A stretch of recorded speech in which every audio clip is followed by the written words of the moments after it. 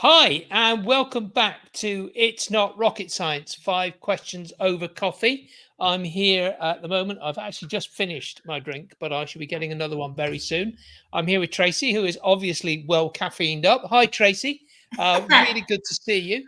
Hi, Stuart. Tracy is is really into authenticity, particularly in the digital space, and runs TLB coaching, which I'm sure we'll get to in the future. And she's really all about trying to make your uh, brand, your personal brand, to become the leading way in which you engage with others. So, Tracy, welcome to It's Not Rocket Science. 5 questions over coffee. Looking forward to this conversation enormously. Me too, Stuart. Since the first time we chatted, one, I love the whole concept of it's not rocket science. So Oh, good. hopefully we don't make it too complicated for people today. Well, look, it's.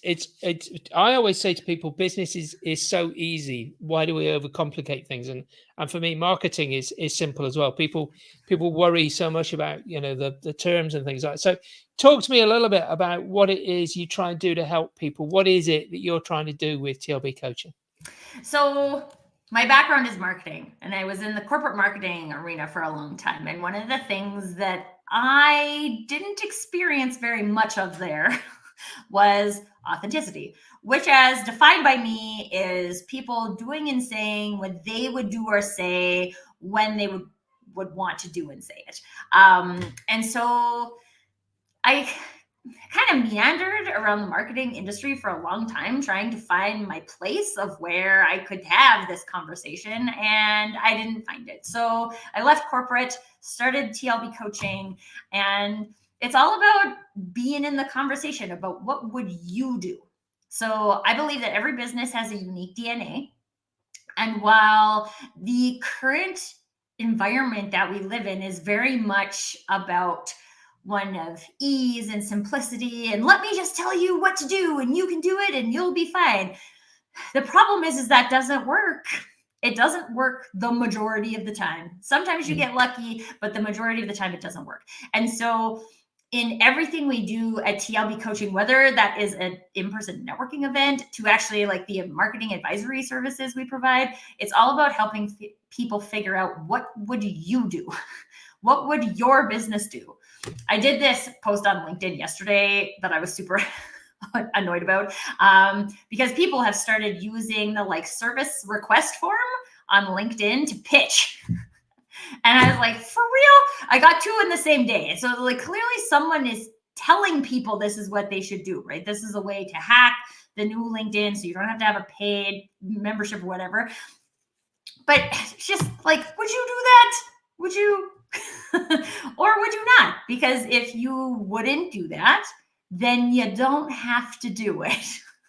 And just helping people get back to, honestly, I think it's a personal confidence thing or a business confidence thing. Personal confidence creates business confidence. Would you do that? And if you wouldn't do that, honestly, it doesn't even matter if everybody else in your industry is doing it, because if you wouldn't do it, you're either going to A, do it in a completely undedicated way that's not going to work for you, or two, you're going to do something else which makes you stand out from the industry. And that's really what we're trying to do in marketing anyway. So, Yeah, yeah. yeah. I was on a meeting with a bunch of other company directors recently, and we were talking about the disconnect of marketing in organizations, and talking about the fact that so often, you know, marketing is doing something which then can't be delivered by sales and can't be delivered by operations, and as a result, what you end up with is marketing fighting and saying to people, "But we should be doing this," and the answer is, "Yeah, that might be what you want." But unfortunately, the rest of the organization can't do it. You're just making yourselves look unauthentic, as you say, or end up in a situation where there's infighting and it's not collaborative. And Right. as a result, what do you end up with? Somebody looks at the marketing and goes, "Great, I'd like that experience," but when they get delivered that product or service, it doesn't match what they believed, and they will then just turn off, and that'll be the end of their interaction with that particular company. So being authentic is so important to the whole experience that you have, not only the marketing, but how it gets delivered, whether the salespeople can sort of live up to the promises. It has to be one thing that everybody can live to. Yeah, it's a we exercise, and the we is marketing and sales and customer experience and operations and the delivery truck drivers and whoever else is involved in this company going to market. And it's also the we in the ideal customers and partners and vendors and like all of these things. This is a we exercise, and it's something that it's just very interesting. I'm not going to say it's not complex, because the more people you a thing, the more complex the interrelationships between humans become. But at the end of the day, this is about, okay, we are all here for one reason. There's a famous quote by a janitor at NASA who was asked, like, what do you do here? And he is like, putting a man on the moon. Like, that's what we're doing here. And we all have our different roles in that. But when you have that kind of commitment from a we, then like it makes a huge difference, and not, it makes it a huge difference internally, which then makes a huge difference externally. And we've sort of strayed into it, Tracy, but at this stage, it's sort of, what is it you see people doing, which we've sort of talked about it a little bit, where it is unauthentic, where people are not doing something which is authentic to their marketing efforts, and somehow makes it look as if they're liars. I mean, quite honestly, I think a lot of the times it comes back to doing the easy thing. And if you're just listening, I used air quotes in there because it's sold to you as if it's the easy thing, as if you just do this. I have this like personal example that I always reference, which is like, I hand chop nuts almost every day to go in yogurt or granola or what have you. And I like to do it. It makes me feel like a top chef, and I am very far from a top chef. Let's put it that way. And my dad was at my house once, and he was observing me chopping these nuts, and he was like, you need a slap chop. And I was like, I mean, a slap chop would make this easier, and it would make it faster, but it would also take away all of the joy that I have in doing the activity. And so I have not got one. I told him not to buy me one, because he's also the type of guy who would be helpful and just get you one. And it's like, no, I like to do this. And this is the thing where we're like so caught up in this ease of use conversation, is we just want everything to be faster. We want everything to be more simple. And we miss that we're trading away what is meaningful for us to do those things. And then we have businesses who are in business and using their marketing departments to just convince people that what you need is my easy thing, right? You don't have my easy thing. It fixes all your problems. Except most people don't know enough why they have a problem to answer that question, to say like, yeah, that actually fixes my problem. Because in my scenario, I don't have a problem. I don't have a problem with chopping nuts, right? So now your slap chop is irrelevant to me because I don't have a problem with that activity. But the people in this scenario, the company, put yourself in my nut chopping shoes as a business, you don't know enough about what your problem is to say, I don't need your slap chop, right? Like, I don't need your website design services. I don't need your podcast production services. I don't need whatever. I don't know what I need. So the answer is really in that, like, going back to basics and saying, like, what's the problem here? Because our problem isn't we need to chop nuts faster. That's not our problem. What's our problem? Okay, let's go to market and see what's out there to fix that problem. Or from the flip side, if you're now looking at it from a like marketing perspective, now you have really good clarity on the problem you fix for people, and you tell the market it. Right? Yeah. No, so I don't know how many slap chops have been sold. A lot of them, right? There are lots of people out there who have problems chopping nuts. Sure, get a slap chop. I don't have one though. So that's not the problem. That's not a problem for me. There are problems I have, but it's not that problem. Yeah, there are so many people that sort of, and I come across this with people who are teaching lead generation.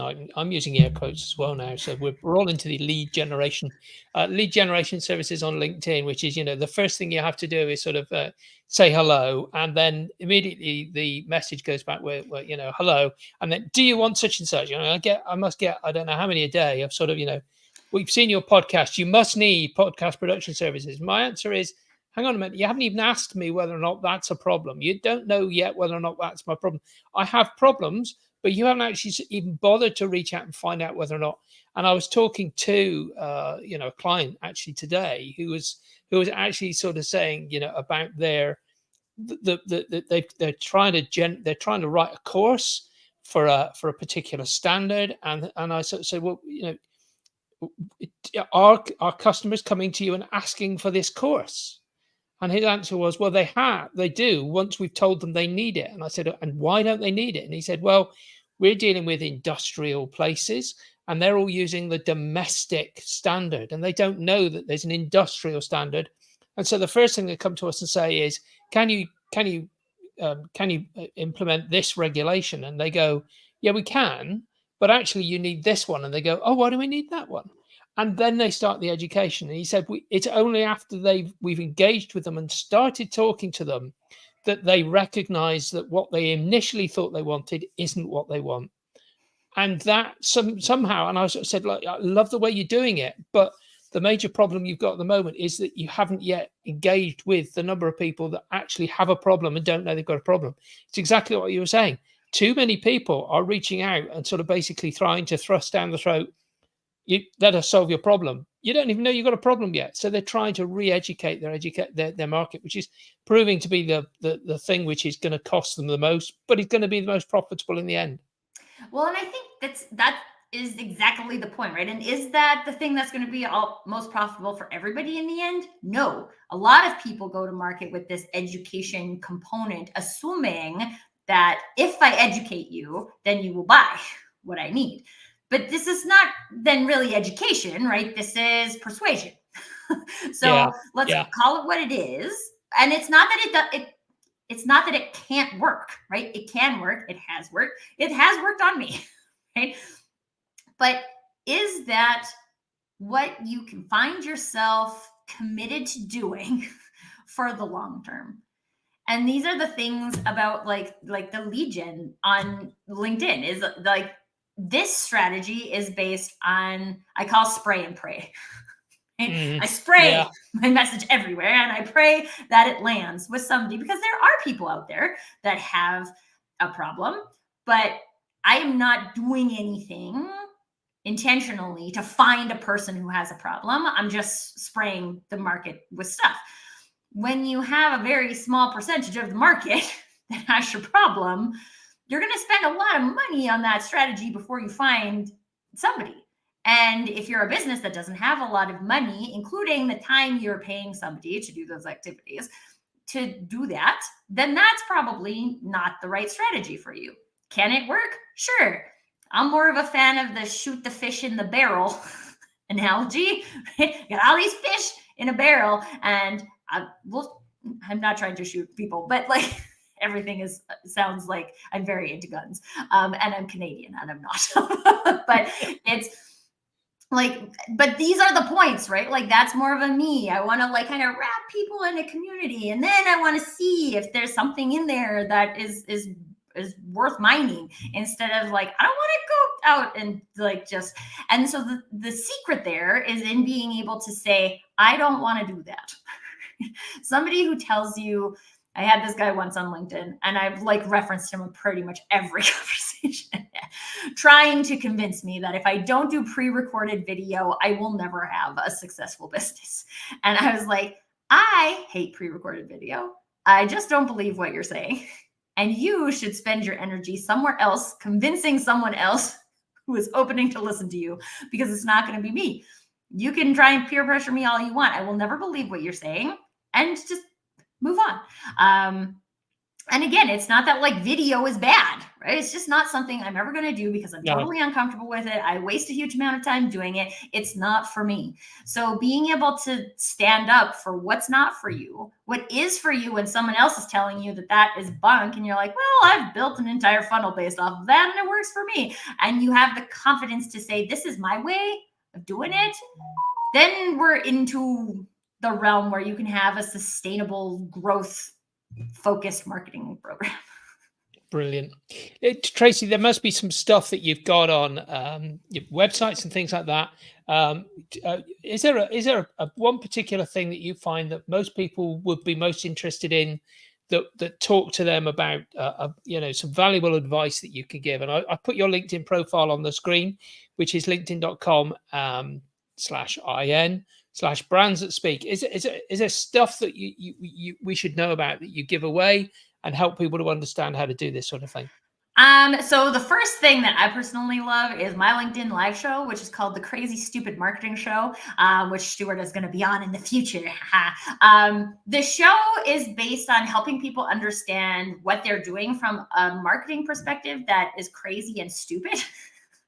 And not going to lead you in the direction you want to go, and opening the door to perhaps more empowering perspectives that can allow you to do things that are more meaningful and more sustainable for your business. So that is one of the things I love to do. It's on Tuesday afternoons, depending on where you are in the world. It's on. Actually, I have a guest from Australia later today, and it's technically Wednesday morning for him. But anyway, it's a show, and it's on LinkedIn. You can find it. You can also find it on YouTube. Crazy Stupid Marketing. The other thing that I really love to do, and I do this with a lot of the workshops that I host, is something called, I call it the personal brand campfire. You can do it equally from a business perspective too. It is an audio experience. It's available on my website.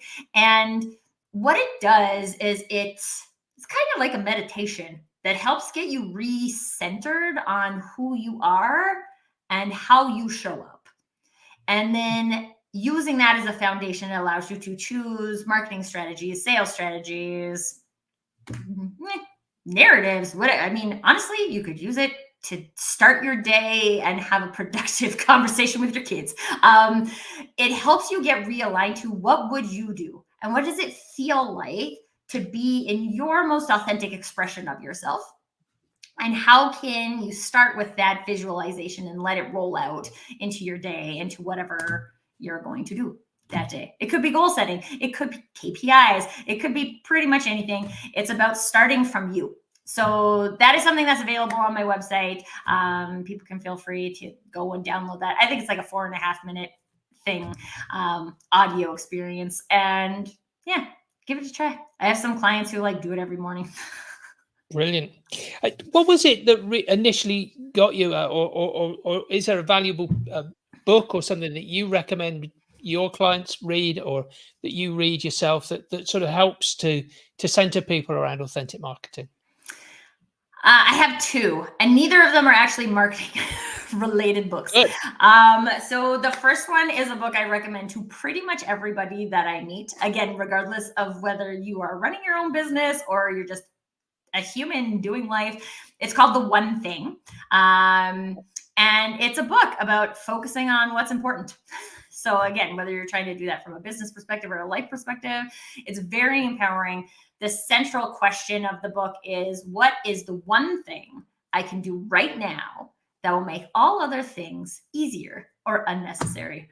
And as soon as I heard that, I was like, this is genius. This is going to be my life. Yeah. And you will be surprised, right? You can look at what can you do in your list of chores at home. What are the things that you can do with your kids? What are the things you can do in your business? What are the things you can do in your marketing? It is really a very global question that is very, very empowering, allows you to get back to the simplicity of that. Secondly, a book called The Art of Gathering. And so to me, yeah, okay. So I love it. I have it on repeat on my Audible. It is a book about people being together.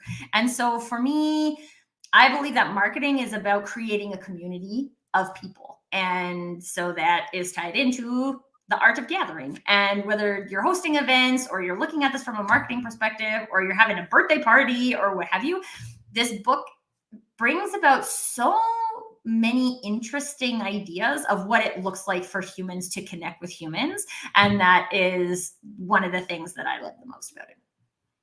I have made a note of the book, The Art of Gathering, and I love the idea behind that. That is one that will be getting into my my bookshelves very soon. It's And very on good. that one thing, what a mentor of mine said to me many years ago. They sat me down and this was back in the days when I was a young research student. So yesterday. About yesterday, yeah. And they turned around to me and they said, "Look, if you can get one thing done tomorrow morning before 11 o'clock, that means you've moved forward one step. The rest of the day, you can take off. And if you get two things done by doing it by 11 and then one after 11, you've almost bought yourself back a new day." And I sat there and I thought, one thing by 11 o'clock, I can do that. I can do one thing by 11 o'clock. And it's become a habit. I sit down at the end of every evening. I sit down and I write the one thing that I'm going to do tomorrow morning before I get onto my emails, before I do anything else, before I receive a telephone call or anything. I'm going to do that one thing that moves the business forward. And then if I achieve it by 11 o'clock, the rest of the day is mine. I can take the rest of the day off if I like, or I can try and do a second thing. And it's such a simple idea, isn't it, to do one thing, just one. But it's also your brain can compute one thing. It's true. Although I will also say being a checklist person. There's a lot of things that we put on a list that we do that aren't meaningful. Yeah. That aren't meaningful to the relationships we're building, that aren't meaningful to the businesses we're building. And I think that is probably the toughest arena to explore, is that you could go from doing 100 things that are not meaningful in one day to doing one meaningful thing. Yeah, you're right. You're absolutely right. One of the secrets I learned when I was doing one training course, I did a statistical thing, and I turned around and said, you mean the important thing is to ask the right question? And he went, yes, that's it. It's ask the right question. You can ask a million questions and get an answer, but unless you've asked the right question, every answer you've got is wrong. It's so true. I remember having this conversation with one of the ladies who is on my show. And she got this opportunity to have a booth at a trade show. And so she had asked me, she's like, okay, I know you know about like, what are the things someone would normally have at a trade show booth? And I was like, well, some of the things people would normally have at a trade show booth are a table and some chairs and some swag and a banner and a video with rotating video of your cup. Like, this is what people would typically have. But is that what you would have? And she was like, ugh, no. Okay, that's the point, right? The point is, the question isn't what should I have, right? Like, it's what would I create? Right? What experience do you want people to take away of you from this trade show? Do you want to just do what everybody else is doing, or do you want to look different? And like, this is my people we're talking about, so obviously she wants to look different, but like, these are the things. And also, this is why I believe it's so powerful to be surrounded by a community of people who are curious in that nature. Like, what would you do? This is the thing I always think about. Even when I was young, I had nobody ask me that question, right? I went into the program. People told me what I should do. This is a good idea. I did that for a very long time. Got to the point where I was like, well, that's not what I would do. Then had to figure out, what would I do? I'm still in the process of figuring out what I would do. I feel like this is a lifelong journey. But when you surround yourself with people asking you what you would do, instead of surrounding yourself with people telling you what you should do, your experience from a personal and a business perspective changes drastically. Yeah. Brilliant. Look, Tracy, up until now, I've been doing all the work, asking you all these questions, and there must be a question that you're thinking to yourself, hey, he hasn't asked me about such and such. So what is that one question that I should be asking you? And of course, once you've asked that question, you're going to need to answer it for us. It's funny because I knew this question was coming, and then I feel like I kind of like answered my own questions the way along, because that's how I do.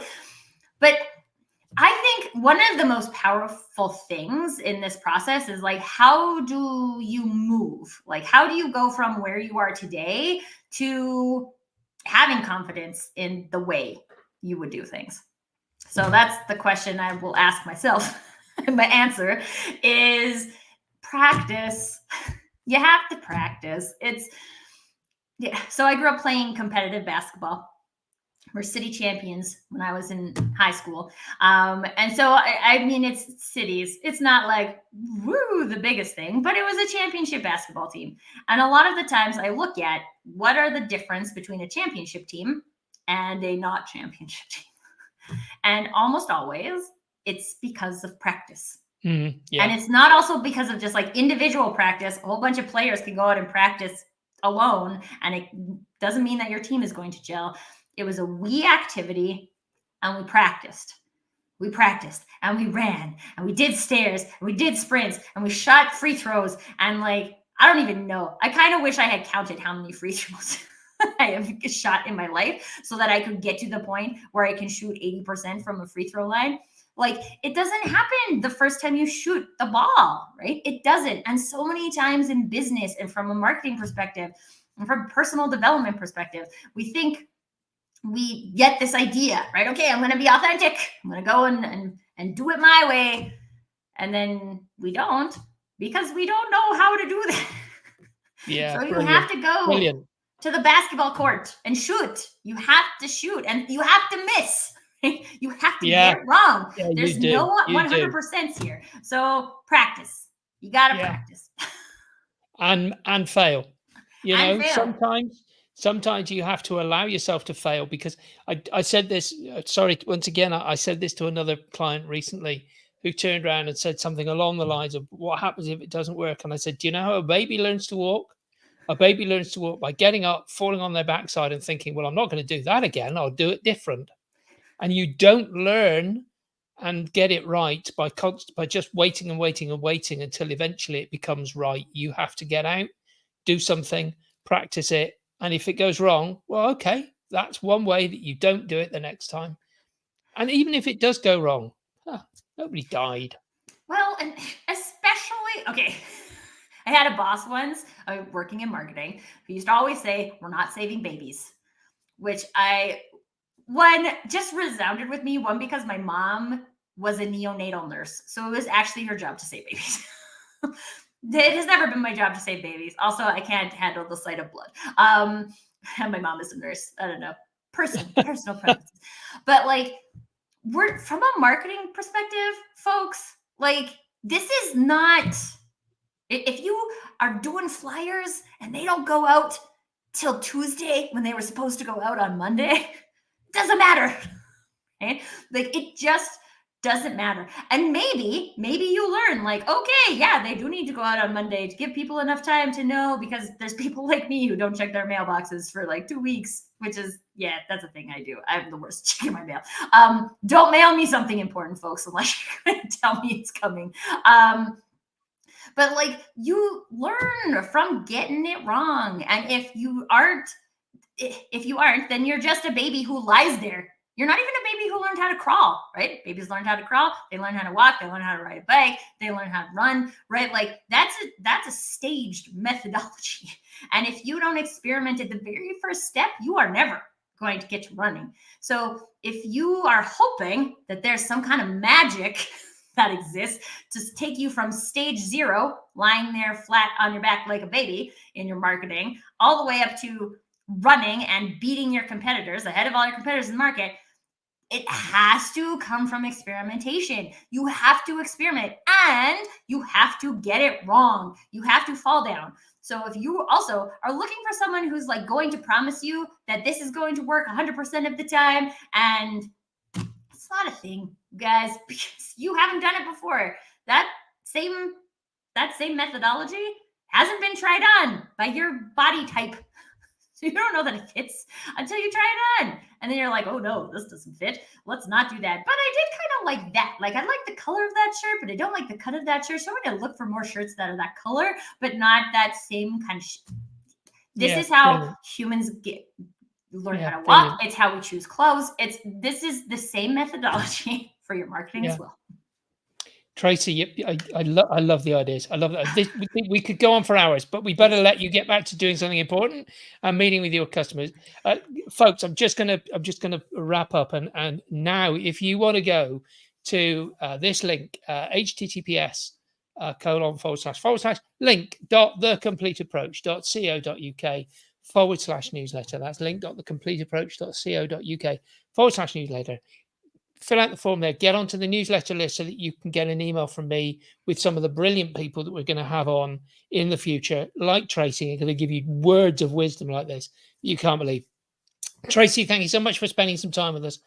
You have such an infectious attitude and such an infectious spirit. I love what you're saying. I really believe if you can't get authentic with you, you can't get authentic with anybody. So thank you so much for spending a few minutes with us. I look forward to hearing what people think about what you've said and being authentic with it. Awesome. Thank you for the opportunity, Stuart.